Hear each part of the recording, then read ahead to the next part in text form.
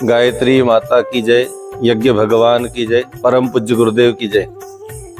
आइए हम सभी आज युग निर्माण सत्संकल्प पाठ के 10वें सूत्र पर चर्चा करेंगे। परम पूज्य गुरुदेव उस सूत्र में कहते हैं कि हम मनुष्य के मूल्यांकन की कसौटी उसकी सफलताओं, योग्यताओं एवं विभूतियों को नहीं, उसके सद्विचारों, सत्कर्मों को मानेंगे। आज के इस भौतिकवादी युग में हम किसी व्यक्ति का मूल्यांकन करते हैं तो उसको धन से, साधनों से, संपन्नता से नापते हैं। लेकिन ऋषि यहाँ पर क्या कह रहे हैं, उसकी जो कसौटी है वो सद्विचारों, सत्कर्मों से होगी।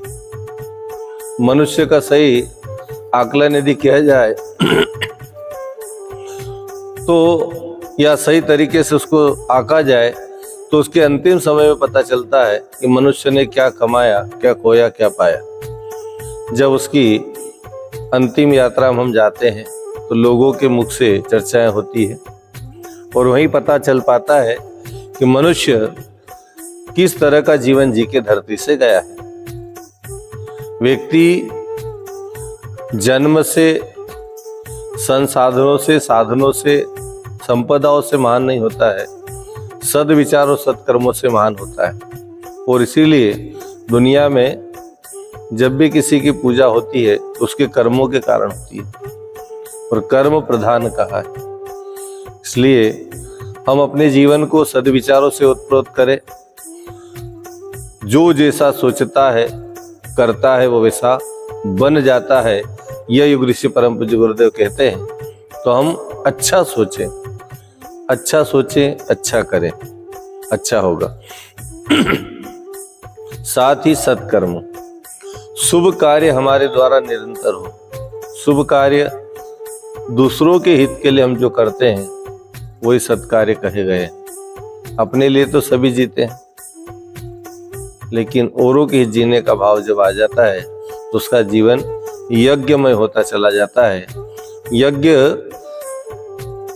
हमेशा सबके हित के लिए किया जाता है।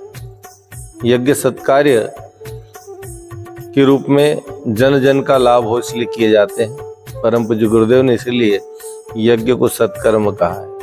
केवल आहुति देना ही यज्ञ नहीं, जो भी सत्कर्म, शुभ कर्म हमसे बनते हैं सारे सारे यज्ञ की श्रेणी में आते हैं। इसलिए हमें ये प्रयास करना चाहिए जीवन में सत्कर्मों का समावेश हो, सद्विचार हमारे अंदर आए और उन विचारों को प्रणीत कर या कार्य में लाने का नाम ही सत्कर्म है। अच्छे कार्य जो हमें निरंतर करते रहना चाहिए। सद्विचार से मनुष्य का चिंतन ठीक होता है। सद्विचार से आदमी की सोचने समझने की शक्ति सुव्यवस्थित होती है और वो जब अच्छा सोचेगा तो अच्छा करेगा भी। उसके कार्यों में उसके विचार शक्ति दिखेगी, उसके कार्य करने की क्षमता